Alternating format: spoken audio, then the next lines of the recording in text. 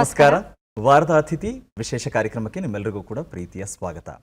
ಜೈ ಜವಾನ್ ಜೈ ಕಿಸಾನ್ ಈ ಸಾಲುಗಳು ಪ್ರತಿ ವ್ಯಕ್ತಿಗೂ ಪ್ರತಿ ಕ್ಷಣವೂ ಕೂಡ ಇದು ನಿಜವಾಗ್ಲೂ ಜನಜನಿತವಾದದ್ದು. ಯಾಕೆ ಅಂತ ಹೇಳಿದ್ರೆ ಈ ಎರಡೂ ಸಮುದಾಯಗಳು ನಮ್ಮ ಇಡೀ ಸಮಾಜವನ್ನ ಸದೃಢಗೊಳಿಸೋದಕ್ಕೆ ಅತಿ ಮುಖ್ಯ ಭಾಗ.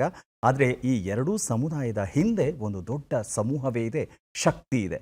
ಇವತ್ತಿನ ನಮ್ಮ ಅತಿಥಿಯ ಬಗ್ಗೆ ಹೇಳಬೇಕು ಅಂದರೆ ಇಂಜಿನಿಯರಿಂಗ್ ಮಾಡಿಕೊಂಡು ಈ ಒಂದು ಕ್ಷೇತ್ರದ ವ್ಯಾಪ್ತಿ ಎಷ್ಟರ ಮಟ್ಟಿಗೆ ವಿಶಾಲವಾಗಿದೆ, ಜೊತೆಗೆ ಈ ಕ್ಷೇತ್ರದಲ್ಲಿದ್ದುಕೊಂಡು ಎಷ್ಟು ವೈವಿಧ್ಯಮಯ ಸಾಧನೆಗಳನ್ನು ಮಾಡಬಹುದು ಅನ್ನೋದಕ್ಕೆ ಉದಾಹರಣೆಯಾಗಿ ಸಾಕ್ಷಿಯಾಗಿ ನಿಂತಿದ್ದಾರೆ ಇವತ್ತಿನ ನಮ್ಮ ಅತಿಥಿ.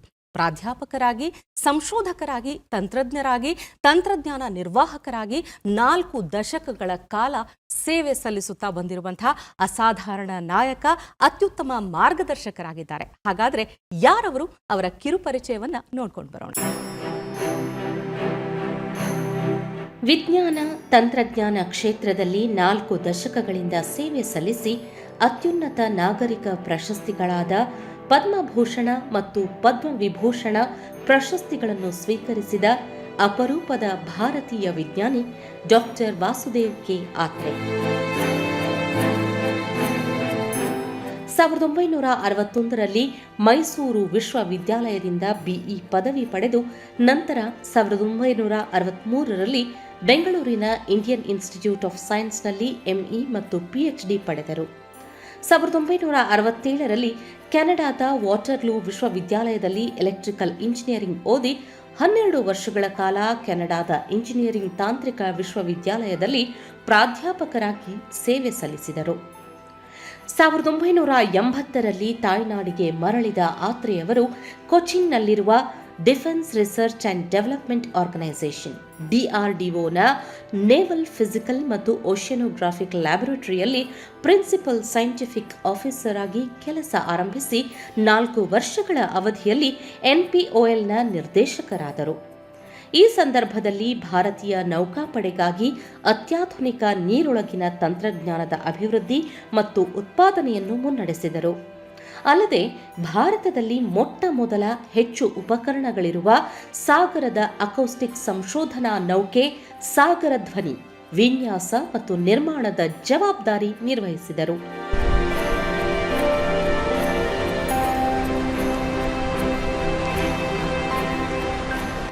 ಜೊತೆಗೆ ಇಂಟಿಗ್ರೇಟೆಡ್ ಎಲೆಕ್ಟ್ರಾನಿಕ್ ವಾರ್ಫೇರ್ ಸಿಸ್ಟಮ್ಗಳ ಅಭಿವೃದ್ಧಿಯಲ್ಲಿ, ವಿನ್ಯಾಸ ಕೇಂದ್ರಗಳು ಮತ್ತು ಫ್ಯಾಬ್ರಿಕೇಷನ್ ಸ್ಥಾಪನೆಯಲ್ಲಿ ಪ್ರಮುಖ ಪಾತ್ರ ವಹಿಸಿದರು.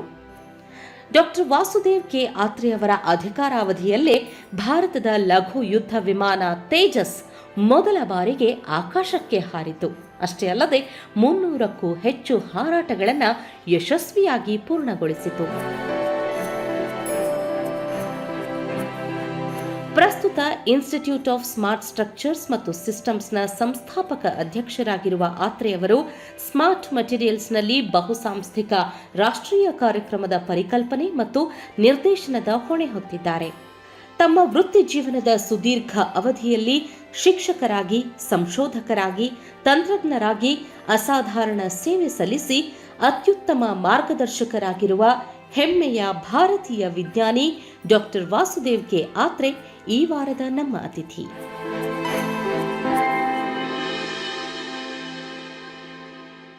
ಈ ಕಾರ್ಯಕ್ರಮಕ್ಕೆ ಹೃತ್ಪೂರ್ವಕ ಸ್ವಾಗತ ಸರ್. ನಮಸ್ಕಾರ. ನಮಸ್ತೆ. ಒಂದು ಇಂಜಿನಿಯರಿಂಗ್ ಅಂತ ನೀವು ಆಯ್ಕೆ ಮಾಡಿಕೊಂಡಾಗ ಈ ಕ್ಷೇತ್ರದ ವ್ಯಾಪ್ತಿ ನಿಜಕ್ಕೂ ಇಷ್ಟು ವಿಶಾಲವಾಗಿದೆ ಅನ್ನೋದಾಗ್ಲಿ ಅಥವಾ ಇದರ ಬಗ್ಗೆ ತಮಗೆ ಐಡಿಯಾ ಬಂದಿದ್ವಿ ಯಾವಾಗ ಸರ್? ನಾನು ಇಂಜಿನಿಯರಿಂಗ್ ಓದಿದಾಗ ಇದರ ವಿಚಾರ ಏನು ಗೊತ್ತಿರಲಿಲ್ಲ. UVC ಗ್ರಾಜ್ಯುಯೇಟ್ ಆದಮೇಲೆ ಇಂಡಿಯನ್ ಇನ್ಸ್ಟಿಟ್ಯೂಟ್ ಆಫ್ ಸೈನ್ಸಲ್ಲಿ ಮಾಸ್ಟರ್ಸ್ ಮಾಡಿದೆ.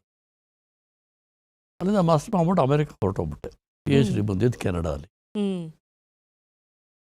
ನಾನು 1977ರಲ್ಲಿ ಇಂಡಿಯನ್ ಇನ್ಸ್ಟಿಟ್ಯೂಟ್ ಆಫ್ ಸೈನ್ಸಲ್ಲಿ ವಿಸಿಟಿಂಗ್ ಪ್ರೊಫೆಸರ್ ಆಗಿದ್ದಾಗ ಯಾವುದೋ ಒಂದು ಪರ್ಟಿಕ್ಯುಲರ್ ಸಬ್ಜೆಕ್ಟ್ ಮೇಲೆ ಒಂದು ವರ್ಕ್ಶಾಪ್ ಕಂಡಕ್ಟ್ ಮಾಡಿದೆ. ಆ ವರ್ಕ್ಶಾಪಲ್ಲಿ ಬಹಳ ಮಂದಿ DRDO ಇಂದ ಬಂದಿದ್ರು. ಇದು ನೀವು ಹೇಳಿರೋ ಇದು ಸಬ್ಜೆಕ್ಟ್ ನನಗೆ ಭಾಳ ಇಂಪಾರ್ಟೆಂಟು. ಅದೆಲ್ಲ ಆದಮೇಲೆ ನೀವು ಯಾಕೆ DRDO ಸೇರ್ಕೋಬಾರ್ದು? ಮೊದಲು ನಾನೆಲ್ಲ ಅಲ್ಲಿ ಪ್ರೊಫೆಸರ್ ಆಗಿದ್ದೀನಿ, ಇಲ್ಲೇ ಸೆಟ್ಲ್ ಆಗೋಗ್ಬಿಟ್ಟಿದ್ದೀನಿ, ಯಾಕೆ? 1980ರಲ್ಲಿ ಡಾಕ್ಟರ್ ರಾಜಾರಾಮಣ್ಣ ಅಂತ ಒಬ್ಬರು ಆಗ ವಿಜ್ಞಾನ ಸಲಹಾಕಾರರು. ಅವರು ಯಾಕೆ ನೀವು ಬರಬಾರ್ದು, ಒಂದು 2 ವರ್ಷ ಅದ್ರ ನೋಡು ಅಂತ. ನಾನು ಅಲ್ಲಿದ್ದಾಗ ಸ್ವಲ್ಪ ನೇವಿ ಸಿಸ್ಟಮ್ಸ್ ವರ್ಕ್ ಮಾಡ್ತಾ ಇದ್ದೆ. ಇಲ್ಲಿ ಕೊಚ್ಚಿನ್ ಒಂದು ನೇವಲ್ ಲ್ಯಾಬೊರೇಟರಿ ಇದೆ, NPOL ಅಂತ. ಅಲ್ಲಿಗೆ ಬಂದು ಯಾಕೆ ಕೆಲಸ ಮಾಡಬಾರ್ದು ಅಂತ. ಸೊ ಒಂದು 2 ವರ್ಷ ನೋಡೋಣ ಅಂತ ಬಂದೆ. 2-3 ವರ್ಷದಲ್ಲಿ ನನ್ನ ಡೈರೆಕ್ಟ್ರ್ ಮಾಡಿಬಿಟ್ರು. ಎಲ್ಲೇ ನಿಂತ್ಬಿಟ್ಟೆ. ಸೊ ವಿಜ್ಞಾನ ನನಗೆ ಎಷ್ಟು ಆದರೆ ಇಲ್ಲಿಗೆ ಬಂದ ಮೇಲೆ ಎಷ್ಟು ಹಲವಾರು ಟೆಕ್ನಾಲಜಿಗಳು ಬೇಕಾಗುತ್ತೆ ಡಿಫೆನ್ಸ್ಗೆ ಅಂತ ಗೊತ್ತಾಗಿದ್ದು ಇಲ್ಲಿಗೆ ಬಂದ ಮೇಲೆ. ಯಾವ ಕ್ಷೇತ್ರದಲ್ಲಿ ಅಂದರೆ ಇಲಾಖೆಗೆ ನೀವು ಹೆಜ್ಜೆ ಇಟ್ಟರೂ ಕೂಡ ಅಲ್ಲಿ ಎಲ್ಲವೂ ಕೂಡ ಅಂದರೆ ಪರ್ಫೆಕ್ಷನ್ ಅನ್ನೋ ರೀತಿಯಲ್ಲಿ, ಅಂದರೆ ನೀವು ಅಲ್ಲಿಗೆ ವೆಲ್ ಆರ್ಗನೈಸ್ಡ್ ಆಗಿರೋ ನಿಮ್ಮ ಲೈಫ್ ಸಿಸ್ಟಮ್ಮ, ಲೈಫ್ ಸ್ಟೈಲಾ, ಅಥವಾ ನೀವು ಕೆಲಸ ಅಂತ ಹೇಳಿದ್ರೆ ಅದರ ಒಂದು ಚೌಕಟ್ಟನ್ನು ಹಾಕೋದು ರೀತಿನಾ ಸರ್? ನಾನು ಬಂದು ಇಲ್ಲಿ LPO ಸೇರಿಕೊಂಡಾಗ LPO ಎಲ್ಲ ಚಿಕ್ಕ ಚಿಕ್ಕ ಹುಡುಗರು ಇನ್ನೂ. ಓಕೆ. ಎಲ್ಲ ಇಂಜಿನಿಯರ್ಗಳು ಹೆಚ್ಚು ಕಡಿಮೆ ಯಾರು IIT ಥರದವ್ರು ಬಂದಿರಲಿಲ್ಲ. ಮೊದಲು ಯೋಚನೆ ಮಾಡಿದೆ, ಏನು ಇಂಥ ಯಾವುದೋ ಸಣ್ಣ ಸಣ್ಣ ಕಾಲೇಜಿಂದ ಬರ್ತೀಯಾರಲ್ಲ, ಇವ್ರ ಕೈಲಿ ಕೆಲಸ ಮಾಡೋಕ್ಕೆ ಸಾಧ್ಯವೇ ಅಂತ. ಆದರೆ ನಾವು ಒಂದು ಪ್ರಿನ್ಸಿಪಲ್ ಇಟ್ಕೊಂಡಿದ್ದೆ, getting outstanding thing done by outstanding people is nothing outstanding. If you can get outstanding thing by ordinary people, that is outstanding. So ಬೇಕಾದ್ರೆ ಕೆಲವು ಡೈರೆಕ್ಟರ್ ಆದ ತಕ್ಷಣ ಅವ್ರಿಗೆ ಪಾಠ ಹೇಳ್ಕೊಡೋದಲ್ಲ, ಹೇಗಿರಬೇಕು ಅಂತ. ನಾನು ಥಿಯರಿಟಿಕಲ್ ನಾಲೆಡ್ಜ್ ಬೇಕಾದಷ್ಟು, ಅವರುಗಳಿಗೆ ಪ್ರಾಕ್ಟಿಕಲ್ ನಾಲೆಡ್ಜ್ ಬೇಕು, ಇಂಜಿನಿಯರಿಂಗ್ ನಾಲೆಡ್ಜ್ ಬೇಕಾದಷ್ಟು. ಇದು ಎರಡೂ ಕೂಡ್ಕೊಟ್ಟು somehow it succeeded. Navy also, the naval laboratory ಮೇಲೆ ಬಹಳ ಆಸಕ್ತಿ ಜಾಸ್ತಿ. ಆಗ ತಾನೇ ನಾವು ಇದು ನ್ಯೂಕ್ಲಿಯರ್ ಸಬ್ಮರೀನ್ ಪ್ರೋಗ್ರಾಮ್ ನಡೆಸ್ತಾ ಇದ್ವಿ. ಅದಕ್ಕೆಲ್ಲ ಎಕ್ವಿಪ್ಮೆಂಟ್ ಮಾಡಬಹುದು ಅಂತ ನಾನು ಹುಮ್ಮಸ್ನ ಮಾಡ್ತೀವಿ ಅಂತ ಹೇಳಿದೆ. ನನಗೆ ಇನ್ನೂ ಒಂದು ಜ್ಞಾಪಕ ಇದೆ, ಮೊದಲು ಕೇಳಿದ್ರು ಎಷ್ಟು ಈ ಥರ ನ್ಯೂಕ್ಲಿಯರ್ ಸಬ್ಮರೀನ್ ಮಾಡಿದಿಲ್ಲ, ಇದು ಎಲ್ಲ ಇದೆ ಮೊದಲನೇದು ಅಂತ. ಹಾಗಾದ್ರೆ ಅದೇನು ನನಗೆ ಕಾನ್ಫಿಡೆನ್ಸ್ ಇದೆ, ನಮ್ಮ ಹುಡುಗರೆಲ್ಲ ಈ ಕೆಲಸ ಮಾಡ್ತಾರೆ ಅಂತ ಮಾಡಿದ್ವಿ. ನಾವು ಮಾಡಿದ ಕೆಲಸಗಳೆಲ್ಲ ಸಕ್ಸೀಡ್ ಆಯಿತು.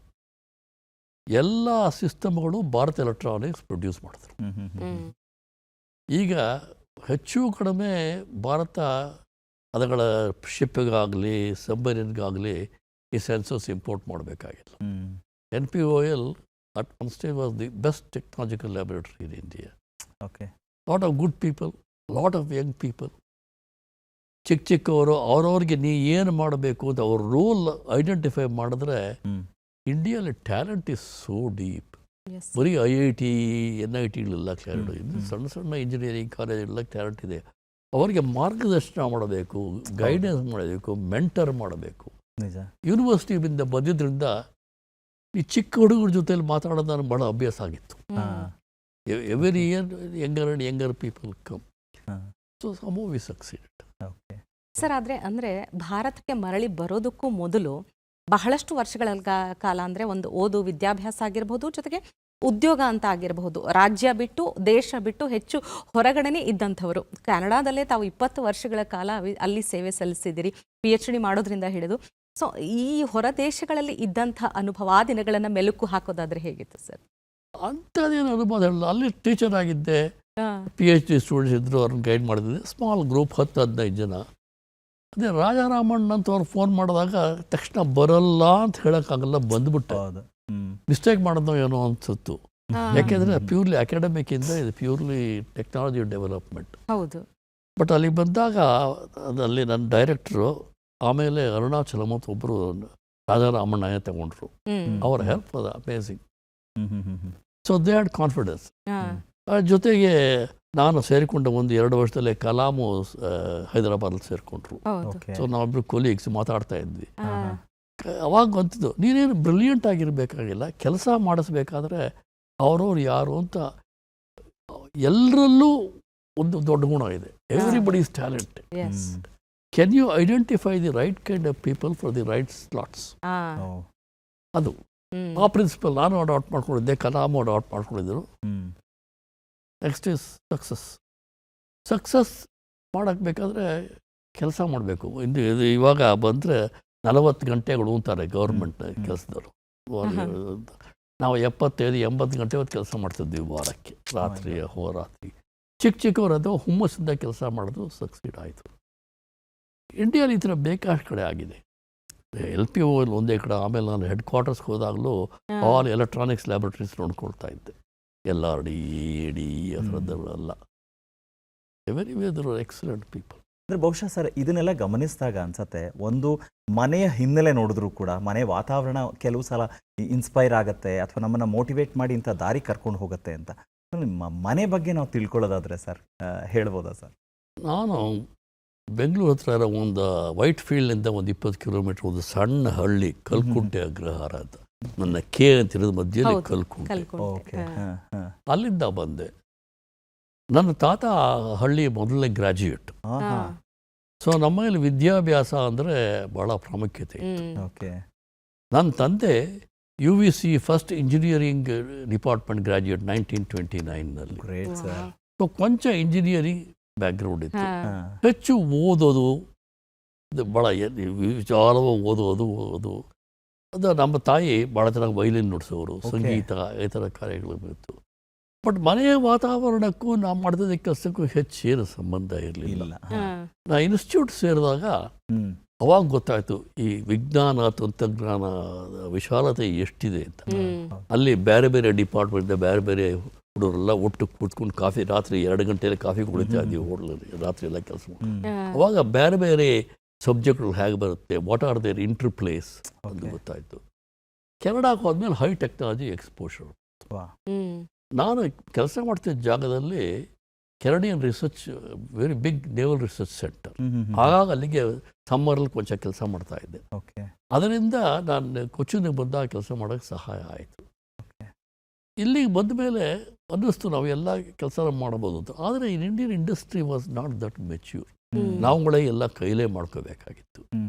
ಅವಾಗ ನಾವು India was also under embargo. ಕಷ್ಟವಾಗಿ ಭಾಳ ಕಷ್ಟ ಕೊಡೋರು ನಮಗೆ ಸಾಮಾನುಗಳನ್ನ ತರಿಸ್ಕೊಡೋಕ್ಕೆ. ಅದರಿಂದ ಇನ್ನೂ ಹೆಚ್ಚು ಹುಮ್ಮಸ್ ಬಂತು. ಒಳ್ಳೊಳ್ಳೆ ವೈಜ್ಞಾನಿಕರಿದ್ದರು, ರಾಜಾರಾಮಣ್ಣ, ಕಲಾಂ, ಅರುಣಾಚಲಂ ಅಂಥವ್ರು ಬೇಕಾದಷ್ಟು ಜನ. ಎಲ್ಲರೂ ಪ್ರೋತ್ಸಾಹ ಕೊಟ್ಟರು. Justice history. S sir. ಅಂದರೆ ವೃತ್ತಿ ಬದುಕಲ್ಲಿ ಬಂದಾಗ NPOL ಆಗಿರಬಹುದು, DRDO ನಂಥ ಆರ್ಗನೈಸೇಷನಲ್ಲಿ ಆರಂಭದ ದಿನಗಳು ಹೇಗಿದ್ವು ಸರ್ ಅಲ್ಲಿ? ಭಾಳ ತೊಂದರೆ ಆಗಿತ್ತು. ನಾನು ಕೊಚ್ಚಿಗೆ ಹೋದಾಗ ಜೂನ್ ಜುಲೈ ಧಾರಾಕಾರವಾಗಿ ಮಳೆ. ಅಲ್ಲಿ ಹೋದರೆ ನಾನು ಅಲ್ಲಿಂದ ಅಲ್ಲಿ ಬಂದೆ. ಮೊದಲು 2-3 ಸಲ ನೋಡಿದ್ರೆ ಏನು ಇಷ್ಟು ಚಿಕ್ಕ ಮುಂದಕ್ಕೆ ಬಂದ್ಬಿಟ್ನಲ್ಲ, ಇಲ್ಲಿ ಏನು ಕೆಲಸ ಮುಂದಕ್ಕೆ ಸಾಧ್ಯವಿದೆಯೇ ಅಂತ. ನಾನು ಕೊಂಚ ಹಠವಾದಿ. ಯಾರಾದರೂ ಆಗೋಲ್ಲ ಅಂದರೆ ಹಾಗೇ ಆಗುತ್ತೆ ಅನ್ನೋ ಒಂದು ಸ್ವಭಾವ. ಅಲ್ಲಿಂದ ಬಂದಿದ್ದೀನಿ. 2 ವರ್ಷ ಇರಲಿ 3 ವರ್ಷ ಇರಲಿ, ನನ್ನ ಕೈಲಿ ಎಷ್ಟಾಗುತ್ತೆಯೋ ಅಷ್ಟು ಮಾಡಬೇಕು ಅಂತ. ನನಗೊಬ್ಬ ಡೈರೆಕ್ಟರ್ ಇದ್ರು, ಶ್ರೀನಿವಾಸನ್ ಅಂತ. ಅವರೇ ನನ್ನ ಕರೆಸ್ಕೊಂಡವರು. ನೀನು ಏನು ಬೇಕಾದ್ರೆ ಹೇಳು, ನಿನಗೆ ಫ್ರೀಡಮ್ ಇದೆ, ಮಾಡು. But technologically NPOL should become A top. So ನಮ್ಮ ಹುಡುಗರನ್ನ ಕೇಳಿದೆ, ನೋಡಿ ಇದು ಬೆಳಿಗ್ಗೆ 9ರಿಂದ 5 ಗಂಟೆವರೆಗೆ ಕೆಲಸ ಮಾಡೋದಿಲ್ಲ, ನಡೆಯೋಲ್ಲ. ಮನೆಗೆ ಹೋಗಿ ಊಟ ಮಾಡ್ಕೊಂಡು 7 ಗಂಟೆಗೆ ಬರೀ ರಾತ್ರಿ 2 ಗಂಟೆವರೆಗೆ ಕೆಲಸ ಮಾಡೋಣ. ನಾವು ಶಿಪ್ಪಲ್ಲಿ ಕೆಲಸ ಮಾಡ್ತಾ ಇರುವಾಗ ರಾತ್ರಿ 2 ಗಂಟೆಗೆ ಶಿಪ್ ಬಂದು ಅಲ್ಲಿ ಪಾರ್ಕ್ ಮಾಡಿದ್ರೆ ರಾತ್ರಿ 2 ಗಂಟೆಗೆ ಶಿಪ್ ಮೇಲೆ ಹೋಗಿ ಕೆಲಸ ಮಾಡ್ತಾಯಿದ್ದೆ. ಸೊ ಇದೆಲ್ಲ ಮಾಡಬೇಕಾದ್ರೆ ಹಠ ಸಾಧನೆ ಇರಬೇಕು. ನಾನು ಅದಕ್ಕೆ ಹೇಳ್ತಾ ಇರ್ತೀನಿ, ನಮ್ಮ ಈಗ ಇಂಜಿನಿಯರಿಂಗ್ ಹುಡುಗರು ಮಾತಾಡುವಾಗ ಭಾಳ 3 P's ಆರ್ ವೆರಿ ಇಂಪಾರ್ಟೆಂಟ್ ಅಂತ. Purpose, passion and perseverance. So ಆ ಪ್ಯಾಷನ್ ಇತ್ತು, ಏನಾದರೂ ಆಗಲಿ ಸಕ್ಸೀಡ್ ಆಗಲೇಬೇಕು ಅಂತ. ಬಿಟ್ಬಿಟ್ರೆ ಬಿಟ್ಬಿಡೋಣ, ಬಟ್ ಈಗ ಮಾಡ್ತಿರೋರು ಸಕ್ಸೀಡ್ ಆಗಲೇಬೇಕು ಅಂತ. DRDO ಭಾಳ ಜನ ಇದ್ದಾರೆ ಈ ಥರ. ಇಲ್ಲದೆ ಹೋದರೆ DRDO ಆಗಲಿ, ಸ್ಪೇಸ್ ಆಗಲಿ, ಅಟಾಮಿಕ್ ಎನರ್ಜಿ ಆಗಲಿ ಎಲ್ಲಿವರೆಗೂ ಬರೋಕ್ಕೆ ಸಾಧ್ಯವಿರಲಿಲ್ಲ. ಇಲ್ಲಿರೋದ್ರಲ್ಲೇ ಮಾಡಬಹುದು, ಇಲ್ಲಿದ್ರೂ ಜನಗಳ ಕೈಯಲ್ಲೇ ಮಾಡಿಸ್ಬೋದು.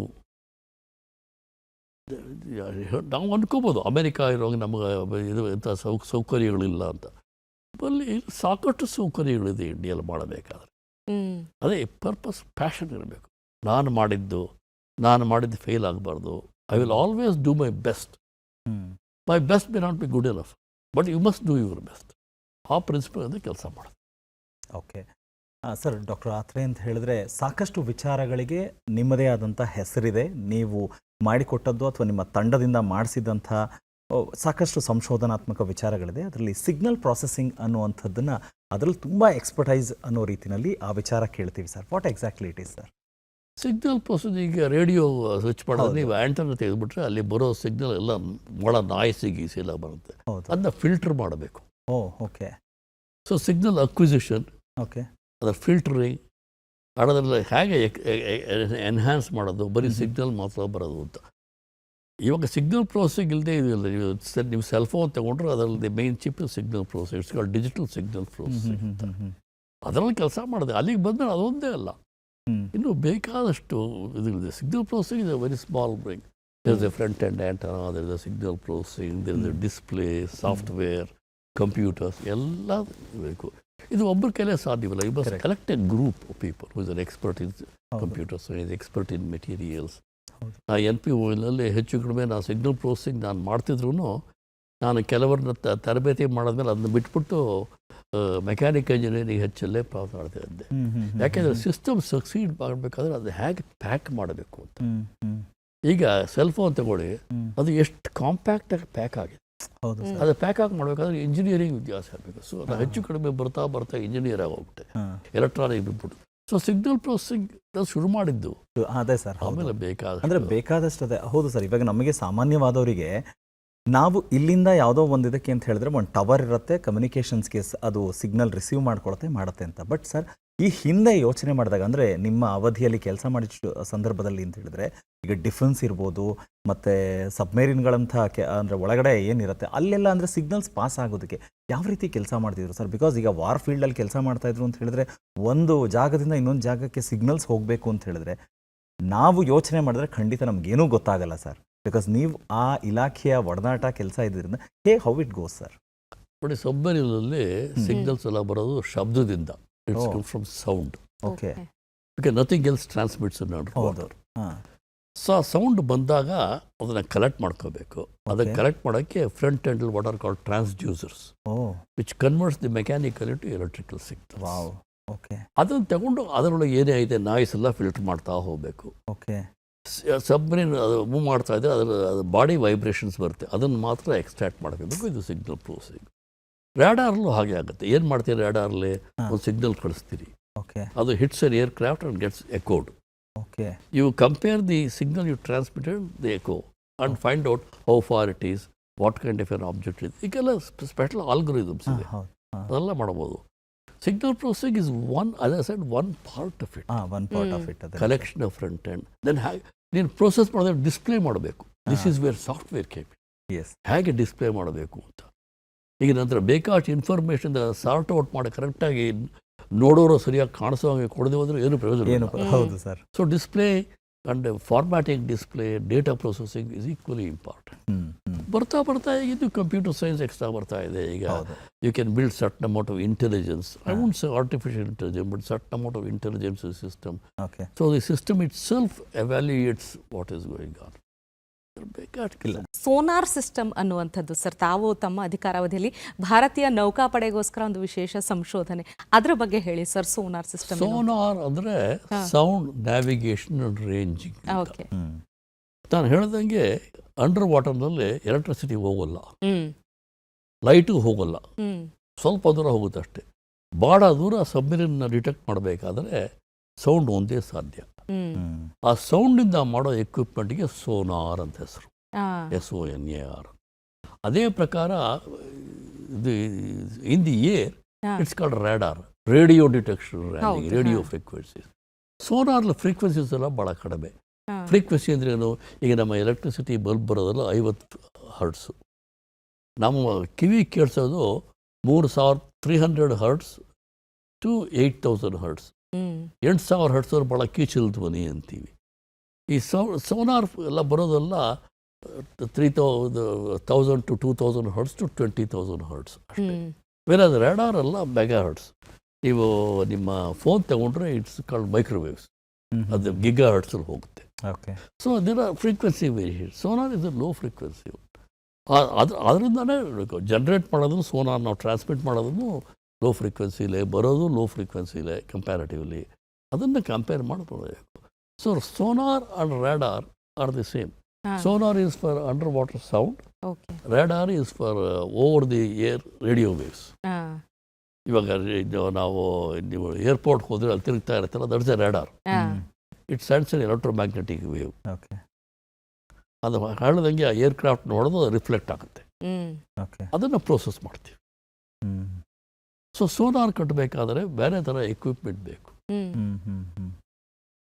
The sound doesn't travel that fast as light, okay so the information flow is also slow. So extra collect ಮಾಡ್ತಾ ಹೋಗ್ಬೇಕು ಇನ್ಫಾರ್ಮೇಷನ್ ಕಲೆಕ್ಟ್ ಮಾಡ್ತಾ ಇದ್ದಂಗೆ you can build a history of the system.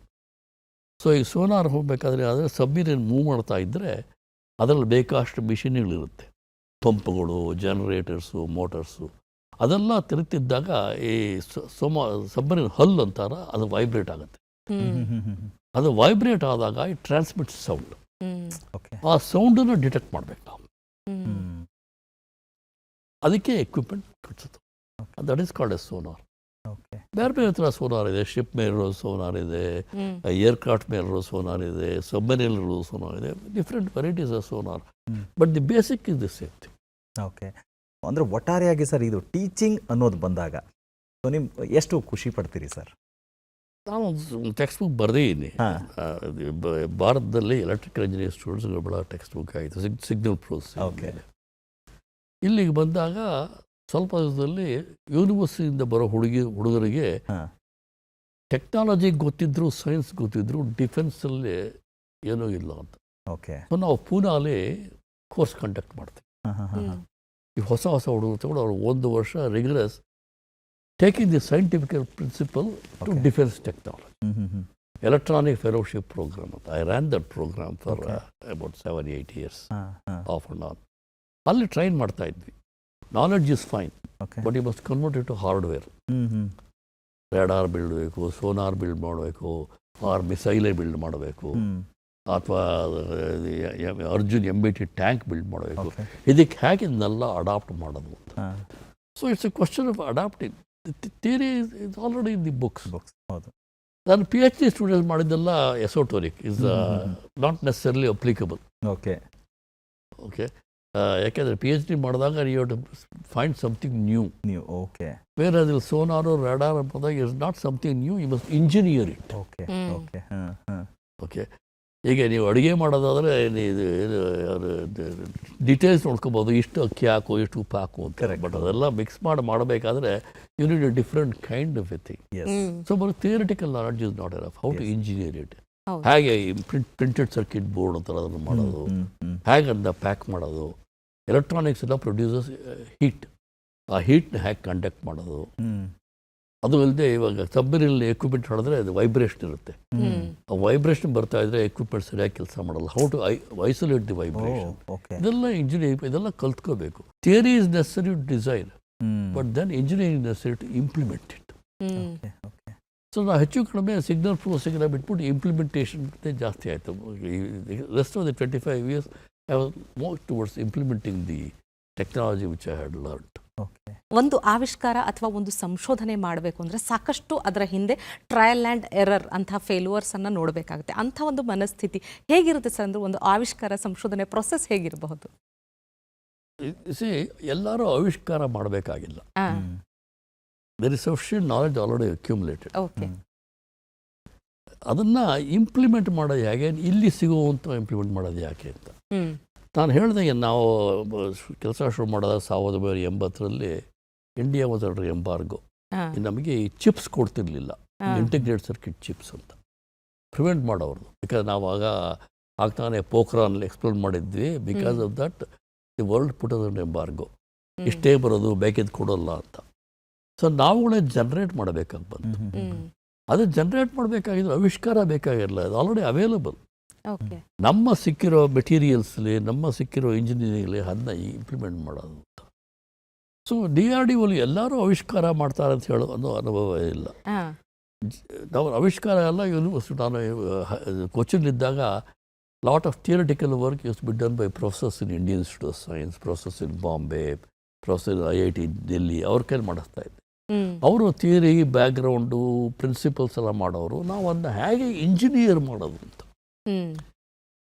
See, there is a science, technology and engineering. Science gives you the principle. Technology develops it into a possible application. It's finally engineering which implements. ಇವಾಗ car engine ಎಲ್ರಿಗೂ ಗೊತ್ತು, but ಅದನ್ನ ಹೇಗೆ machine ಮಾಡೋದು, how to package it, how to produce maximum output of that, ಇದು ಮಾಡಬೇಕಾದ್ರೆ engineering ಬೇಕು. So DRDO ಹೆಚ್ಚು ಕಡಿಮೆ more than 50% are engineers, are not scientist. ಅದನ್ನು ಇಂಪ್ಲಿಮೆಂಟ್ ಮಾಡೋಕ್ಕಾದ್ರೆ ಕೆಲವು ಇಂಜಿನಿಯರ್ಸ್ ಬೇಕು. ಐಡಿಯಾ ಜನ್ರೇಟ್ ಮಾಡಬೇಕಾದ್ರೆ ಇಂಜಿನಿಯರ್ ಬೇಕು. ಅದು ಐಡಿಯಾ ಕನ್ವರ್ಟ್ ಮಾಡಬೇಕಾದ್ರೆ ಟೆಕ್ನಾಲಜಿಸ್ಟ್ ಬೇಕು. ಆ ಕನ್ವರ್ಟೆಡ್ ಐಡಿಯಾಸನ್ನು ಇಂಪ್ಲಿಮೆಂಟ್ ಮಾಡಬೇಕಾದ್ರೆ ಇಂಜಿನಿಯರ್ಸ್ ಬೇಕು. ರೋಡ್ ಕೊಟ್ಟೋದು ಅಷ್ಟು ಎಲ್ರಿಗೂ ಗೊತ್ತಿದೆ, ಬಟ್ ಅದನ್ನ ಹೇಗೆ ಬೇಗ ನಮಗೂ ನಿಮಗೂ ಹೆಚ್ಚು ಕಡಿಮೆ ರೋಡ್ ಏನು ಮಾಡಬೇಕು ಅಂತ ಗೊತ್ತು, ಮತ್ತು ಅದಕ್ಕೆ ನಾವು ಮಾಡಕ್ಕೆ ಬರ್ತೀಯಾ ಇಲ್ಲ, ಯಾಕೆಂದ್ರೆ ನಮ್ಗೆ ಆ ಇಂಜಿನಿಯರಿಂಗ್ ನಾಲೆಡ್ಜ್ ಇಲ್ಲ. ಆ ಇಂಜಿನಿಯರಿಂಗ್ ನಾಲೆಡ್ಜ್ ಡೆವಲಪ್ ಮಾಡಿದ್ದಾರೆ. ಇವಾಗ ಇಸ್ರೋನು ಅಷ್ಟೇ, satellite technology is known to everybody, but how to build those satellites physically, how to launch the vehicle, how to guide the vehicle. Algorithms are all known, but you have to implement it. So most of these three main scientist departments in India are implementation specialists. Yes. Okay. Not necessarily research specialists. Now, hello bara ಹೇಳ್ತಾ ಇದ್ದೆ, DRDO R is research, but very little research is done, but lot of development is done. It's a defense research and development organization. Research ಕಡಿಮೆ, ಸ್ವಲ್ಪ ಜಾಗದಲ್ಲಿ ಇದೆ, ಎಲ್ಲರಿಗೂ ಆವಿಷ್ಕಾರ ಬೇಕಾಗಿಲ್ಲ. DRDO ಅಂತ ಹೇಳಿದಾಗ ರಕ್ಷಣಾ ಇಲಾಖೆ ಅದಕ್ಕೆ ಸಂಬಂಧಪಟ್ಟಂತ ಸಾಕಷ್ಟು ಕೆಲಸಗಳನ್ನು ನಿರ್ವಹಿಸುತ್ತೆ. ಅಲ್ಲಿಗೆ ಬಂದ ಮೇಲೆ ಇನ್ನೇನಾದರೂ ಸ್ಪೆಷಲ್ ಆದಂಥ ಕೋರ್ಸ್ಗಳನ್ನ ಮಾಡ್ಕೋಬೇಕು ಅಂತ ಹೇಳಿ ಅಲ್ಲಿಯೇ ಕೋರ್ಸ್ಗಳಿದೆಯಾ, ಅಥವಾ ಮಾಡಿಸ್ತಾರಾ, ಅಥವಾ ಇಲ್ಲಿರೋ ನಾಲೆಡ್ಜ್ಗೆ ಇನ್ನೊಂದಷ್ಟು ಟ್ರೈನ್ ಅಪ್ ಮಾಡ್ತಾರಾ, ಹೇಗೆ ಸರ್, ಹೌ ಇಟ್ ವರ್ಕ್ಸ್? ಎಲ್ಲ ಇದೆ. ಬಂದಾಗ ಬರೋ ಮೋಸ್ಟ್ ಆಫ್ ದಿ ಹುಡುಗರೆಲ್ಲ MSc ಮಾಡ್ಕೊಂಡ್ಬಂದಿರ್ತಾರೆ, BE ಮಾಡ್ಕೊಂಡ್ಬಂದಿರ್ತಾರೆ. ಕೆಲವು ವರ್ಷ ಕೆಲಸ ಮಾಡಿದ್ಮೇಲೆ ಅವರ ಟೆಕ್ನಾಲಜಿ ಅರ್ಥವಾಗುತ್ತೆ. ಅವಾಗ ನಾವು ಅವ್ರನ್ನ ಡೆಪ್ಯೂಟ್ ಮಾಡಿ ಮಾಸ್ಟರ್ಸ್ ಮಾಡಿಸ್ತೀವಿ. Okay. So we have an agreement with most of the IITs. Okay. We send people to depute or do PhD, masters. Okay. Master's degree I tend to think is essential because you're going to concentrate on something a little more. PhD is not essential for engineering purposes. But ನೀವು ಹೊಸ ಐಡಿಯಾಗಳು develop ಮಾಡಬೇಕಾದ್ರೆ PhD ಮಾಡಬೇಕು. ಅದಕ್ಕೋಸ್ಕರ PhDಗೂ depute ಮಾಡ್ತೀವಿ. So ಈ Poona training institute ಅಂತ ಹೇಳಿದ್ದಲ್ಲ, ಅಲ್ಲಿ ಸ್ಪೆಸಿಫಿಕ್ ಟೆಕ್ನಾಲಜಿ ಡಿಫೆನ್ಸ್ ಓನ್ಲಿ ಹೇಳ್ಕೊಡ್ತಾ ಇದ್ವಿ. ಮಿಕ್ಕಿ theoretical knowledge existing scientific principle ಬೇಕಾದ್ರೆ IIT ಕಳಿಸ್ತಾ ಇದ್ವಿ, ಜಾದವ್ಪುರ್ ಯೂನಿವರ್ಸಿಟಿ ಕಳಿಸ್ತಾ ಇದ್ವಿ, ಇಂಡಿಯನ್ ಇನ್ಸ್ಟಿಟ್ಯೂಟ್ ಆಫ್ ಸೈನ್ಸ್ ಕಳಿಸ್ತಾ ಇದ್ವಿ. 1 ವರ್ಷ ಡೆಪ್ಯೂಟೇಷನ್ ಮಾಸ್ಟರ್ಸ್ ಮಾಡ್ಕೊಂಬ. ಬಟ್ ಅವ್ರು ಮಾಸ್ಟರ್ಸ್ ಮಾಡೋಕೆ ಹೋದಾಗ ಈ ಥರ ವಿಚಾರದಲ್ಲೇ ಮಾಸ್ಟರ್ಸ್ ಮಾಡ್ಕೊಂಬ ಅಂತ ಇನ್ಸ್ಟ್ರಕ್ಷನ್ ಕೊಡ್ತಾ ಇದ್ವಿ. ನಮಗೆ ಉಪಯೋಗ ಆಗಂತ. PhD it becomes much more. Avishkar adala much wider. Okay. You must do something new. In a master's you need not do something new, you may implement it.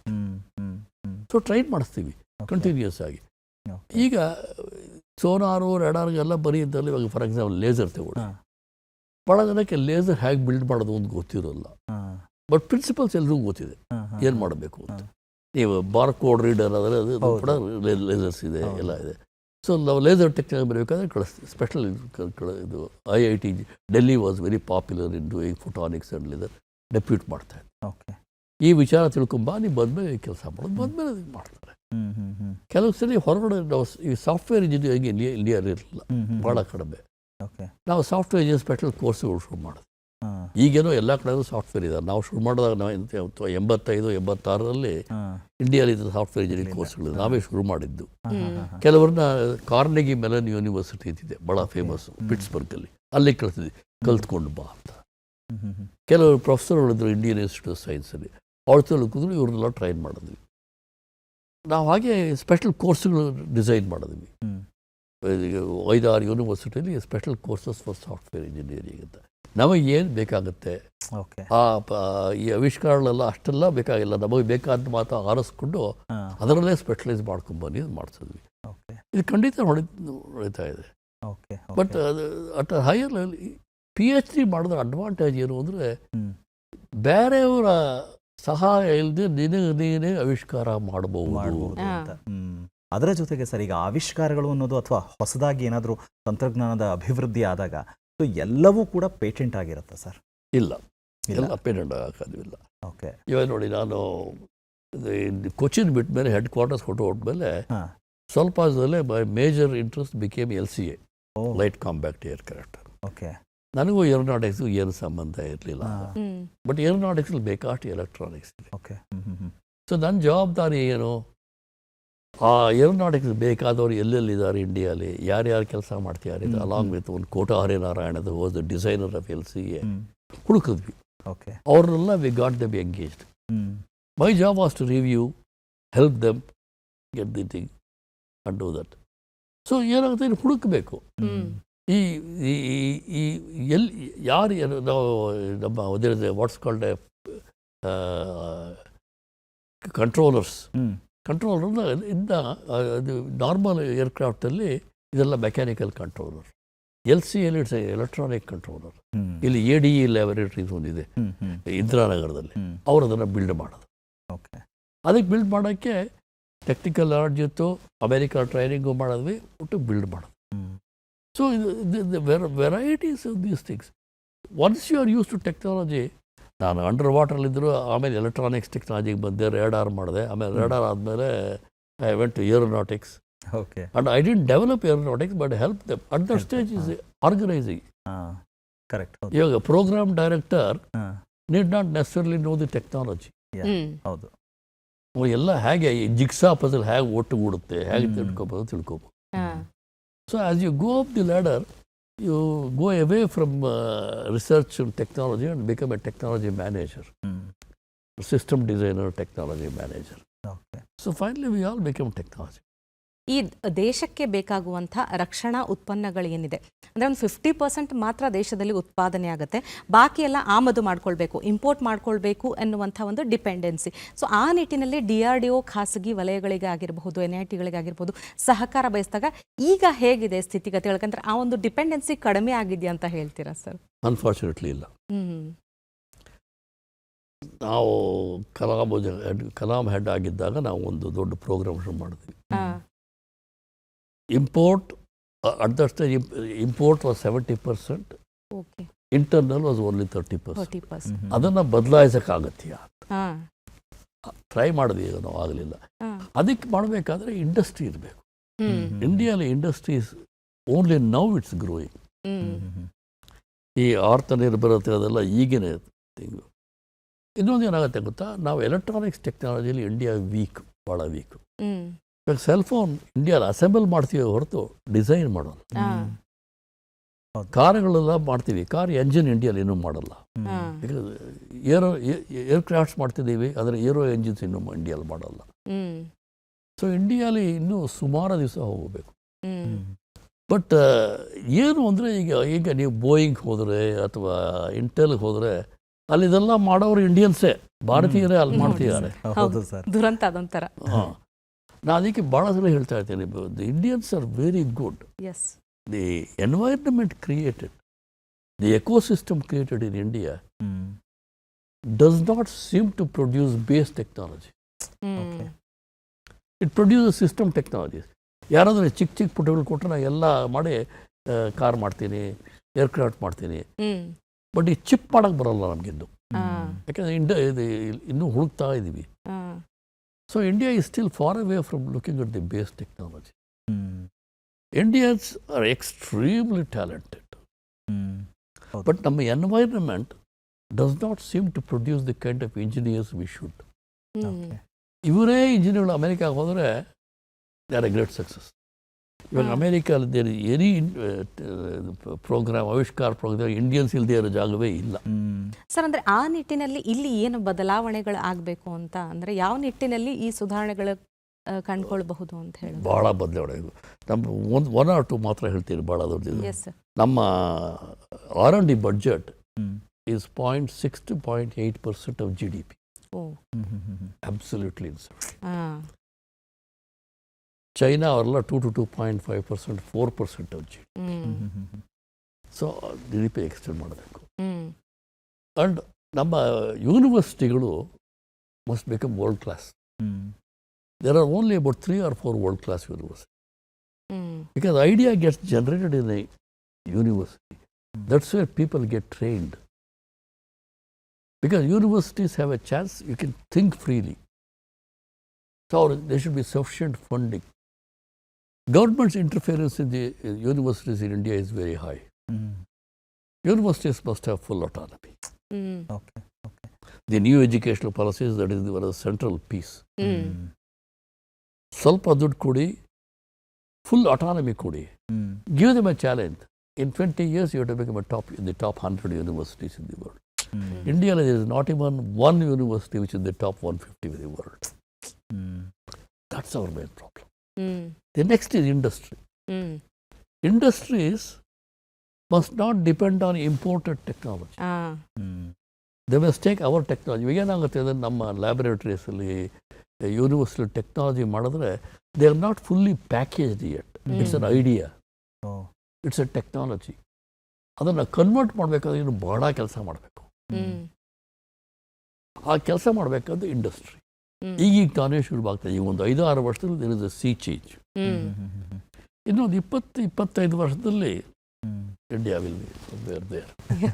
APJ Abdul Kalam ಅಂತ ಹೇಳಿದ್ರೆ ಎಲ್ರಿಗೂ ಗೊತ್ತು. ಅಂದರೆ ಅವರ ಸಿಂಪ್ಲಿಸಿಟಿ ಇರ್ಬೋದು, ಅವರ ಸಂಶೋಧನಾತ್ಮಕ ಅಥವಾ ಅವರ ಲೆಕ್ಚರ್, ಅವರು ಮಾತಾಡೋ ವೈಖರಿ ಎಲ್ಲವೂ ಇರ್ಬೋದು. ನೀವು ಅವರು ಜೊತೆಲಿ ಸೇರಿದ್ದು ಆ್ಯಂಡ್ ತುಂಬ ಸಲ ನೀವು ಮಾತಾಡ್ತಾ ಅಬ್ದುಲ್ ಕಲಾಂ ಹೆಸರು ತೊಗೊಂಡ್ರಿ ಸರ್. ಅವ್ರ ಬಗ್ಗೆ ಒಂದಷ್ಟು ಏನಾದರೂ ವಿಚಾರಗಳು ಹೇಳ್ಬೋದಾ ಸರ್?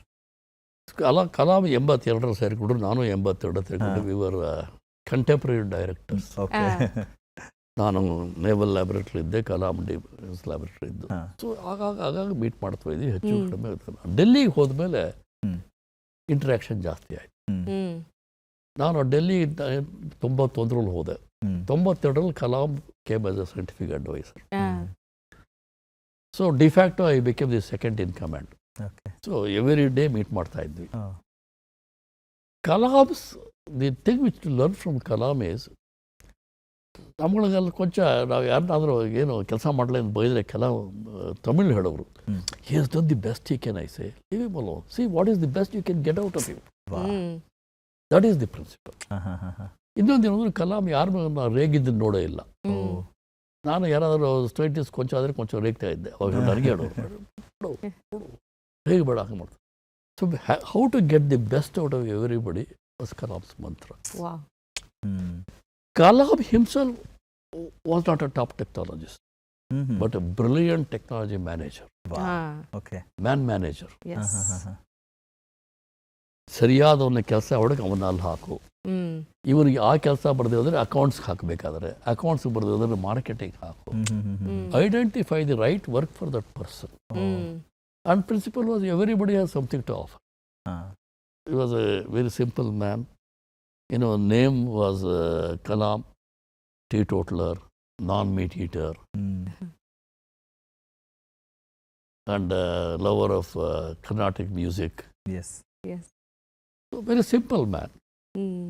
And emotionally involved. ಹುಡುಗರು ಚೆನ್ನಾಗಿ ಮಾತಾಡ್ತಾರೆ ಹುಡುಗರು. ಆ್ಯಂಡ್ ಸರ್, ನಮಗೆ ನೀವು ಆಗ್ಲಿಂದ ಹೇಳ್ತಿದ್ರಿ ರಾಜಾರಾಮಣ್ಣ ಅವರೇ ಕಾರಣ ಆಗಿದ್ದು ನೀವು ಮತ್ತೆ ಇಲ್ಲಿ ವಾಪಸ್ ಬರೋದಕ್ಕೆ ಅಂತ. ಅವ್ರ ಬಗ್ಗೆ ಹೇಳಿ ಸರ್. ನಾವು ಇಂಜಿನಿಯರಿಂಗ್ ಮಾಡ್ಕೊಂಡು ಅಮೆರಿಕಾಗೆ ಹೋದಾಗ Raja Ramanna was A scientist in atomic energy. Pokhran ಆದ್ಮೇಲೆ ರಾಜಾರಾಮಣ್ಣ ನೇಮ್ ಬಿಕೇಮ್. ಸೊ ಬಾಬಾ, ವಿಕ್ರಮ್ ಸಾರಾಭಾಯ್ ಅವ್ರ ಜೊತೆಲ್ಲ ಬಂದವರು. ನಾನು ಇಂಡಿಯಾಗೆ ಬಂದಾಗ ರಾಜಾರಾಮಣ್ಣ 77 ಅವರು I think the took over DRDO. ಒಂದು 2 ಸಲ ಎಲ್ಲೋ ಮೀಟ್ ಮಾಡಿದ್ದೆ. ಬಟ್ ಅವ್ರನ್ನ ಯಾರು ಒಂದ್ಸಲ ಇಂಟ್ರೊಡ್ಯೂಸ್ ಮಾಡಿದಾಗ ಹೇಗೆ ಮಾತು ಬಂದಾಗ ಹೇಳ್ತಿದ್ರು, ಬಂದು ನೋಡಿದ್ದು. Raja Ramanna main characteristic was total, you know that he was A piano concert ಪಿಯಾನಿಸ್ಟ್. No sir. Okay. He was superb in piano. Okay. He was a concert pianist. Oh, great. So Rajaramana was there. ಬಾಬಾ ನೋಡಿರಲಿಲ್ಲ ನಾವು. Raja Ramanna was ಪುಟ್ ಇನ್ ಬಾಬಾ. ಅದಕ್ಕೆ ಹೇಳಿದವ್ರು ಒಂದು ನನಗೆ phone ಮಾಡಿ ನೀನು ಬರಬೇಕು ಅಂದಾಗ ಕೊಂಚ ತೊದಲ್ತಾ, ಇಲ್ಲ ಸರ್ ಇಲ್ಲ ಪರವಾಗಿಲ್ಲ ಬಂದ್ಬಿಡಿದು, ಇನ್ನೇನು ಇವ್ರಿಗೆ ಹೇಗೆ ಇಲ್ಲ ಅಂತ ಹೇಳೋದು ಅಂತ ಬಂದೆ. ಬಂದ್ಮೇಲೆ ಹೇಳಿದ್ರು, ನೀಗೇನು ಅದು ಫ್ರೀಡಮ್ ಕೊಡಿದ್ರೆ ಏನು ಬೇಕಾದರೂ ಮಾಡು, but the laboratory should bit technology special. Very nice person, very friendly, and after he became minister, for a short time he was a minister also. ನಾವು ಪಂಡಾರಾ ಪಾರ್ಕ್ ಅಂತ ಡೆಲ್ಲಿಯಲ್ಲಿ we were neighbors. ಸೊ ಸಾಯಂಕಾಲ walking ಹೋದರೆ ಅವರೆಲ್ಲ ಮಾಡೋರು. And it also so happened, he was a very good friend of my father-in-law. Oh. So there was some kind of a personal contact. Okay. So, ಆಮೇಲೆ ಇಲ್ಲಿಗೆ ನಿಯಾಸ್ ಅದು ಬಂದು ಡೈರೆಕ್ಟಾಗಿ ಬಂದರು. ಅಲ್ಲಿ ಬಂದಾಗಲೂ ಅಷ್ಟೇ ಆಗ ಕರಿಯೋರು ಲೆಕ್ಚರ್ ಎಲ್ಲ. And the things you learn from them is not just science but the overall personality. Yes sir, ಹೌದು. Even with Kalam the question is overall personality. ಹೌದು ಹೌದು sir. See, Kalam, if he hadn't become a president, I don't think he would have become this popular. Yeah. I think he was one of the best presidents we could have ever had. Yes, sir. ಹೌದು, ಖಂಡಿತ. And he made Rashtrapati more accessible to everybody. These are the kind of personalities. Yes. Sure. Raja Ramana is one such personality. Sir, ಒಂದು ಅಂದರೆ ಇಂಥ great ಪರ್ಸ್ನಾಲಿಟಿಗಳ ಜೊತೆ ತಾವು ಕೆಲಸ ಮಾಡಿರುವಂಥದ್ದು ನಮ್ಮ ಎದುರಿಗೆ ಕೂತಿರೋದು ನಮ್ಮ ಸೌಭಾಗ್ಯ. ಇದ್ರ ಜೊತೆಗೆ ತಮ್ಮ ವೃತ್ತಿ ಜೀವನದ ಮತ್ತೊಂದು ಮೈಲಿಗಲ್ಲು ಅಂದರೆ ಒಂದು ಈ ತಮ್ಮ ಅಧಿಕಾರಾವಧಿಯಲ್ಲಿ ಹೇಳೋದಾದರೆ ಭಾರತದ ಲಘು ಯುದ್ಧ ವಿಮಾನ ತೇಜಸ್ ಅನ್ನುವಂಥದ್ದು ಏನು ಮೊದಲ ಹಾರಾಟ ಕಂಡಿದ್ದು ತಮ್ಮ ಅಧಿಕಾರಾವಧಿಯಲ್ಲಿ. ಆ ಒಂದು ಮೊಮೆಂಟನ್ನು ನೆನೆಸ್ಕೊಳ್ಳೋದಾದರೆ ಹೇಗಿತ್ತು ಸರ್ ಆ ಕ್ಷಣ? ನಾನು 1999 took over from Kalam. ಅವಾಗ ತಗೊಂಡು ಬಂದ ಫಸ್ಟು ನಾನು LCA ವಿಚಾರ ಜಾಸ್ತಿ ಗೊತ್ತಿರಲಿಲ್ಲ. ಮೊದಲು ಬಂದು 15-20 ದಿವಸ ಬೆಂಗಳೂರಲ್ಲಿ ಠಾಣೆ ಹೊಡೆದು ಅದು ಕಲ್ತ್ಕೊಂಡೆ ಏನಿದು ಏನು ಮಾಡ್ತೀಯಾರೆ ಯಾಕಂದರೆ ಏನು ಅಂತ. HAL ಅಲ್ಲಿ ಆ್ಯಡಾಲಿ ಎಲ್ಲ. ಸೊ ಫ್ಲೈ ಮಾಡಬೇಕು ಅಂತ January 4th, 2001 had A first flight. Kalam ಬಂದಿದ್ದರು, ನಮ್ಮ ಮಿನಿಸ್ಟರ್ ಫರ್ನಾಂಡಿಸ್ ಬಂದಿದ್ದರು. ಎಲ್ಲ ಏನೋ ಪಡೆದು ಅದು ಏನೋ ಪುಖ ಏನೋ ಅದು ಫಸ್ಟ್ ಫ್ಲೈಟ್ ಅಂತ. ಅದು ಟೇಕ್ ಆಫ್ ಆದ ತಕ್ಷಣ ಫರ್ನಾಂಡಿಸು ವಾಜಪೇಯಿಗೆ ಫೋನ್ ಮಾಡ್ತೀನಿ. ನಾನು ಹೇಳಿದೆ ಬೇಡ, ಲ್ಯಾಂಡ್ ಆಗಲಿ ಇರು, landing is much more difficult taking off. ಅದು ಲ್ಯಾಂಡ್ ಆದಮೇಲೆ ಫೋನ್ ಮಾಡ. ಸೊ ಲ್ಯಾಂಡ್ ಆದಮೇಲೆ ವಾಜಪೇಯಿ ಹತ್ರ ಫೋನ್ ಮಾಡಿ ಹೇಳಿದೆ ಎಲ್ಲ ವಿಮಾನ. That was in January. February 10th aero show, second aero show, ಅಲ್ಲಿ ಫ್ಲೈ ಮಾಡಬಹುದಾ ಅಂತ ಕೋಟಾರನ ಹಣ ಹೋದ director, sir we have done only one flight and at best we will have done 2 or 3 more flights. Fourth flight in a air show is dangerous. Kota, we must fly. ಸರಿ ಹೋದೆ. ಫರ್ನಾಂಡಿಸ್ ಹೇಳಿದೆ, I want to fly it once across. ಯಾಕೆ ಅಂತ ಕೇಳಿದ್ರು. ಸರಿ, we have been talking about LCA for a long time. ಪ್ರಪಂಚದಲ್ಲಿ ಜನಗಳಿಗೆ ನಾವು ಕರೆಕ್ಟಾಗಿ ಬರುತ್ತೀಯೋ ಇಲ್ಲೋ ಒಂದು ಗೊತ್ತಿಲ್ಲ ಇನ್ನು. ಒಂದು ಸರಿ ಫ್ಲೈ ಮಾಡಿದ್ರೆ you have an opportunity. Next will come only 2 years from now. It will be little too late. You are the head of the department. It's your decision. ಅಂದ್ರೆ ಗೊತ್ತಾಯ್ತು, ನೀವು ಅದೇ ಸರಿ ಹೋಗೋದು ಅದ್ರ ತೊಂದರೆ ಇದೆ ಅಂತ. ಪ್ಲಸ್ ಮೈನಸ್ ಏನು ಬೇಕಾದ್ರೂ ಮಾಡು. ಅಲ್ಲಿಗೆ ಬಂದೆ, ಕೊಟ್ಟಾದ್ರು ರಾಜ್ಕುಮಾರ್ ಅದೊಬ್ಬ ಫ್ಲೈಟ್ ಅವ್ರ ಹತ್ರ ಮಾತಾಡಿದೆ. ನೋಡು, this is limit. We have to do that, show to the world that we can also build an aircraft. So ಅವತ್ತು ಏರೋ ಶೋ ಹೋದ್ವಿ. ಅವತ್ತು 4th ಫ್ಲೈಟ್. ನಾನು ಕೋಟಾ ಏರ್ ಶೋಲಿದ್ವಿ. ಇಲ್ಲಿ ರಾಜ್ಕುಮಾರ್ ಮೆಕ್ಕವರು, HAL ಅವರೆಲ್ಲ ಇದ್ದರು. My blood pressure first habit that one, ಏನಾಗುತ್ತೆಯೋ ಅಂತ.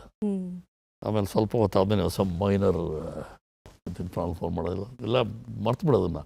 All I want you to is fly across. As long as it doesn't misbehave, I will be happy. So the phone ಬಂತು. It's just taken off. It went once like that and once like that. ಅವಾಗ ಬಂದ್ಮೇಲೆ ಹೇಳಿದೆ, ಅಬ್ಬಾ ಒಂಥರ relief. And within next 2 years it went supersonic.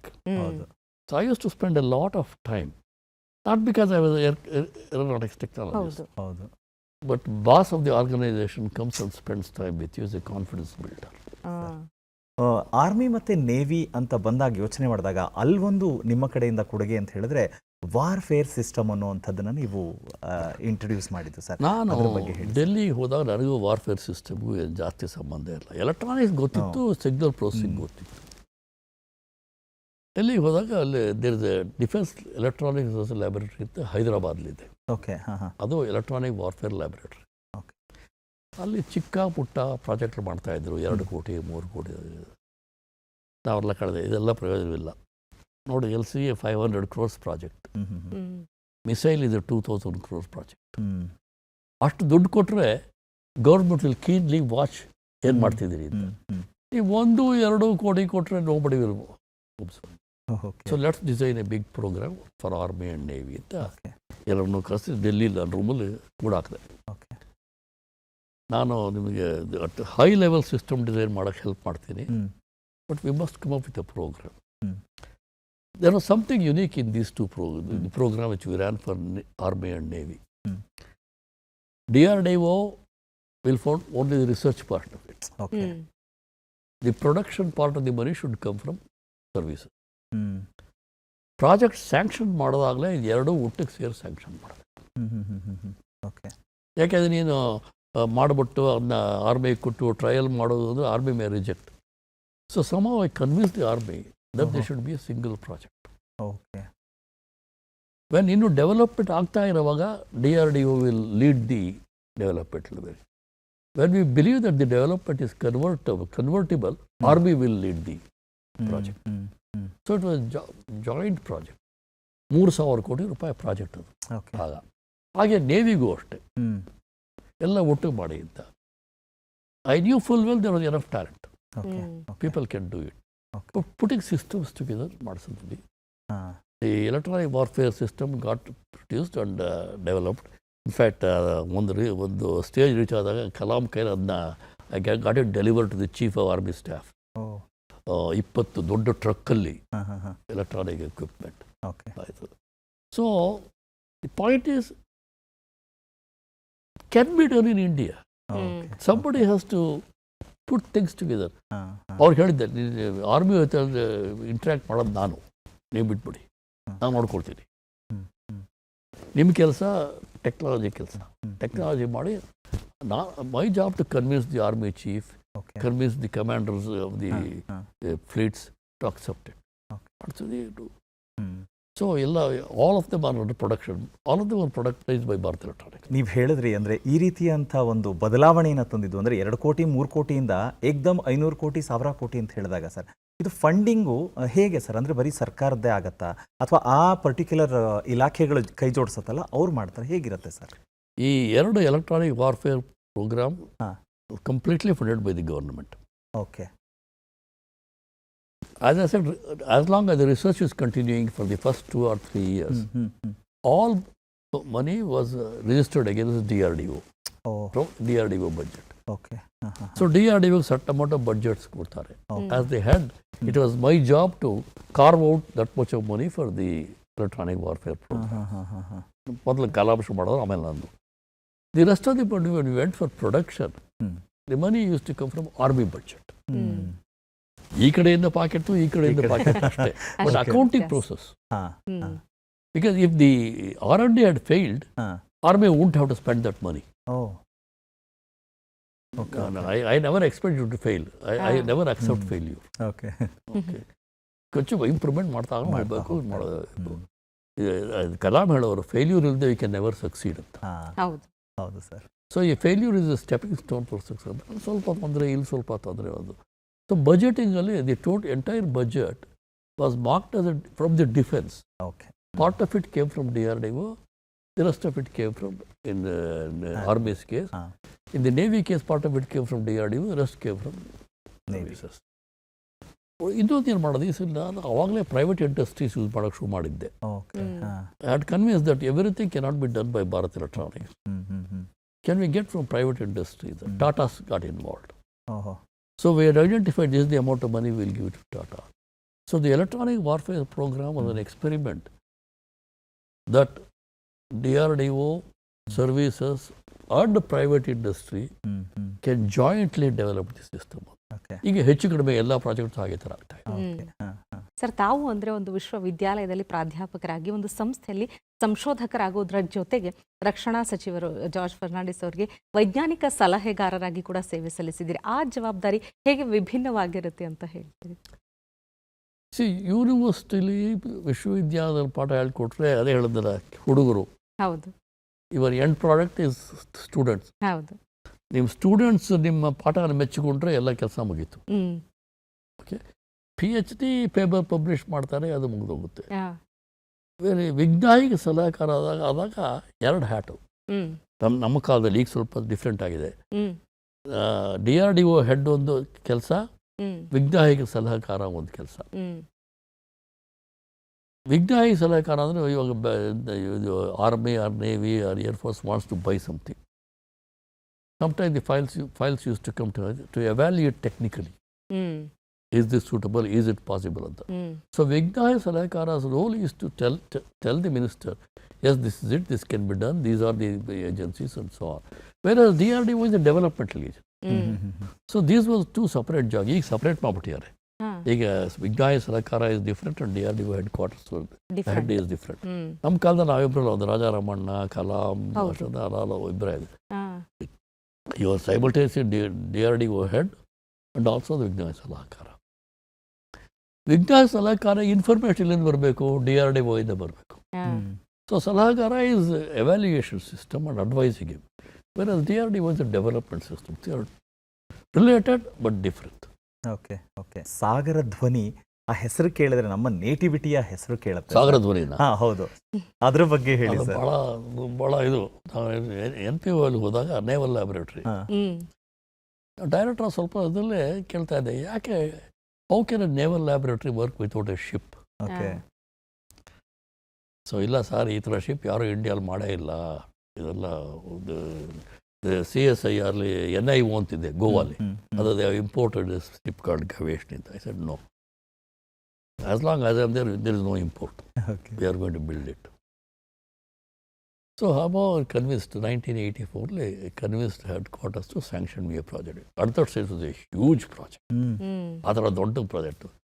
ಯಾರು ಇಂಡಿಯಾದಲ್ಲಿ ಆ ಥರ ಯಾವ್ದಾರು ಇನ್ಫಾರ್ಮೇಷನ್ ಮಾಡೋಕ್ಕಾಗತ್ತೆ? ಐ ಸೆಡ್ ಕೊಂಚ ಕಷ್ಟ. So I decided to hire a consultant from Germany who was involved in this. So I hired him, paid him, and we are now responsible for me. Okay. Ship will be built by Garden Reach Workshop in Calcutta. You are the one who are going to help us integrate all the equipment. Okay. Okay. So ಅವನ್ನ represent ಮಾಡಿದ್ವಿ.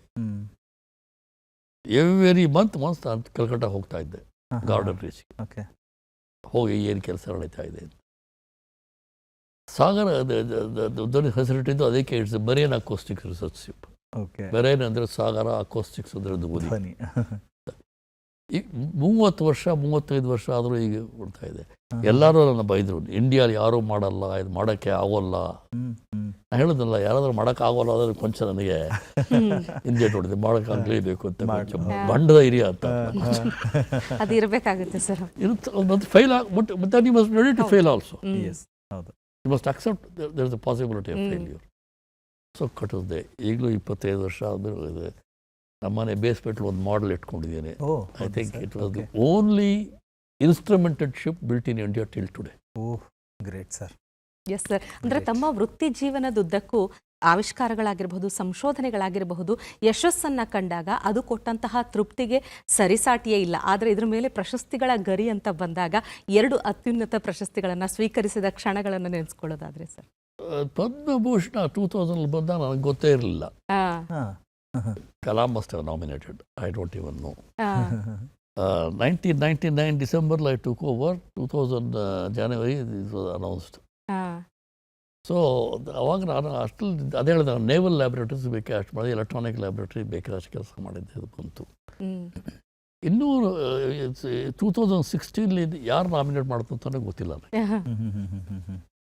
DRDO must have nominated somebody. DRDO must have nominated. ನಾನು ಬರೀ DRDOಲಿ ಬರೀ technical aspect ಮಾಡ್ತಾ ಇರಲಿಲ್ಲ. DRDO ಇದು ಮಾನವ ಸಂಪೂರ್ಣ ಏನೂ ಮಾಡ್ತಾ ಇರಲಿಲ್ಲ. HRDಲಿ virtually I started the HRD department, training people, selecting people. And ಇವರೆಲ್ಲ ಇಂಜಿನಿಯರ್ಸು, ಇವ್ರನ್ನೆಲ್ಲ ಮ್ಯಾನೇಜರ್ ಮಾಡಬೇಕಾದ್ರೆ IIM ಬ್ಯಾಂಗ್ಳೂರಲ್ಲಿ I ran a course. Took the senior officers and sent them, get trained. Everybody cannot learn on the job. A brilliant scientist may not become a brilliant manager. So, world war ಕಡಿದೆ. ಆಮೇಲೆ ಎಲ್ರಿಗೂ ಯೋಗ ಅಭ್ಯಾಸ ಮಾಡಿಸ್ದೆ. ಓ ಯೋಗ ಮಾಡಿ compulsory something. I also build the DRDO headquarters in Delhi, DRDO Bhavan ಅಂತ. Okay so I was involved in number of varieties, but not technologically only, technology manager and DRDO didn't have a public relations officer. I started a public relations officers department. ಯಾಕೆಂದರೆ ಇವರು ಎಲ್ಲ ಸೈಂಟಿಸ್ಟ್ಗೆ ಹೊರಗಡೆ ಹೋಗಿ ಮಾತಾಡೋದು generally ಮಾತಾಡೋಕ್ಕಾಗಲ್ಲ, ಬ್ಯಾ ಅಂತಾರೆ, ಏನೋ ಮಾತಾಡ್ತಾರೆ ಅವ್ರಿಗೆ. So there must be official PRO who releases newses, religious thing ಅಂತ. ಸೊ ನಾವು ಬೇಕಾದಷ್ಟು ವಿಚಾರದಲ್ಲಿ ಸಹಾಯ ಮಾಡ್ತಾಯಿದ್ದೆ. DRDOಗೆ ಒಂದು ಇಂಟರ್ನೆಟ್ ಇರಲಿಲ್ಲ ನಮ್ಮಲ್ಲೇ. Internal net for DRDO, only for DRDO laboratories. That was implemented during my time. Okay. So if I got award, any of the award, including Padma Vibhushan, there are lots of people who worked for me. Yes. My only pleasure is that I have been able to mentor them and guide them. I don't think I did all the technical work. I did very little technical work, but I mentored them, guided them to produce this kind of equipment. I don't know why they gave me the award. I accept the award. ನಮಗಂತೂ ಎರಡೂ ಅತ್ಯುನ್ನತವಾದಂಥ ಗೌರವವನ್ನು ಪಡೆದಂಥ ಕೆಲವು ವ್ಯಕ್ತಿತ್ವಗಳಲ್ಲಿ ನಮ್ಮ ದೂರದರ್ಶನದ ವಾರದ ಅತಿಥಿ ಕಾರ್ಯಕ್ರಮಕ್ಕೆ ಬಂದವರಲ್ಲಿ ನೀವು ಕೂಡ ಒಬ್ಬರು ಅಂತ ನಮಗೆ ಭಾಳ ಹೆಮ್ಮೆ ಇದೆ ಸರ್. ಆ್ಯಂಡ್ ಇಡೀ ದೇಶಕ್ಕೊಂದು ದೊಡ್ಡ ಆಸ್ತಿಯನ್ನು ನೀವು ನಿರ್ಮಾಣ ಮಾಡಿಕೊಟ್ಟಿರೋದ್ರ ಜೊತೆಗೆ ನೀವೇ ಒಂದು ದೊಡ್ಡ ಆಸ್ತಿಯಾಗಿದ್ದೀರಾ. ನಮಗೆ ನಿಜವಾಗ್ಲೂ ನಿಮ್ಮನ್ನು ಕೂರಿಸ್ಕೊಂಡು ನಾವು ಮಾತಾಡ್ತಾ ಇರೋದು ನಮ್ಮ ಈ ಒಂದು ಸಂದರ್ಭ ತುಂಬ ಅಮೂಲ್ಯವಾದದ್ದು ಅನ್ನಿಸ್ತಾ ಇದೆ ಸರ್. ಆ್ಯಂಡ್ ಕಾರ್ಯಕ್ರಮಕ್ಕೆ ಬಂದದ್ದು ನಮಗೆ ಭಾಳ ಹೆಮ್ಮೆ ಅನ್ನಿಸ್ತಾ ಇದೆ ಸರ್. ನಮ್ಮ ಇಡೀ ತಂಡದ ಪರವಾಗಿ ನಿಮಗೊಂದು ಕೃತಜ್ಞತೆ ಸಲ್ಲಿಸ್ತಾ ಇದೆ sir. Thank you so much. ನಮಸ್ಕಾರ. ನಮ್ಮ ಬದುಕಿಗೆ ಅಕಾಡೆಮಿಕಲ್ ಆದಂಥ ಎಜುಕೇಷನಲ್ ಕ್ವಾಲಿಫಿಕೇಷನ್ಸ್ ಬೇಕು, ಆದರೆ ಆ ಕ್ವಾಲಿಫಿಕೇಷನ್ನ ಜೊತೆಗೆ ನಮಗೆ ಪ್ರಾಕ್ಟಿಕಲ್ ಅನುಭವ ಬೇಕು ಅಂತಂದರೆ ಥಿಯರಿ ಆ್ಯಂಡ್ ಪ್ರಾಕ್ಟಿಕಲ್ ಎರಡರ ಕಾಂಬಿನೇಷನ್ ಜೊತೆಗಿದ್ದಾಗ ಮಾತ್ರ ಪರಿಪೂರ್ಣತೆಯ ಜೊತೆಗೆ ಯಶಸ್ಸು, ಸಾಧನೆ ಅಥವಾ ನಾವೇನಾದರೂ ಕೊಡುಗೆಯನ್ನು ಕೊಡೋದಕ್ಕೆ ಸಾಧ್ಯ ಅನ್ನೋದನ್ನು ಖಂಡಿತ ತಿಳ್ಕೊಂಡ್ವಿ ಅಂತ ನಾವು ಅಂದ್ಕೊಂಡಿದ್ದೀವಿ. ನಿಮಗೂ ಕೂಡ ಅನಿಸಿದೆ. ಸಾಕಷ್ಟು ಪ್ರೇರಣೆ ಸಿಕ್ಕಿದೆ ಈ ಸಂಚಿಕೆ ಅಂತ ಅಂದ್ಕೊಳ್ತಾ ಈ ವಾರದ ಅತಿಥಿಯ ಇವತ್ತಿನ ಸಂಚಿಕೆನ ಇಲ್ಲಿಗೆ ಮುಗಿಸ್ತಾ ಇದ್ದೀವಿ. ಮತ್ತೊಬ್ಬ ಸಾಧಕರ ಜೊತೆಗೆ ಮುಂದಿನ ಸಂಚಿಕೆಯಲ್ಲಿ ಭೇಟಿಯಾಗೋಣ. ನಮಸ್ಕಾರ.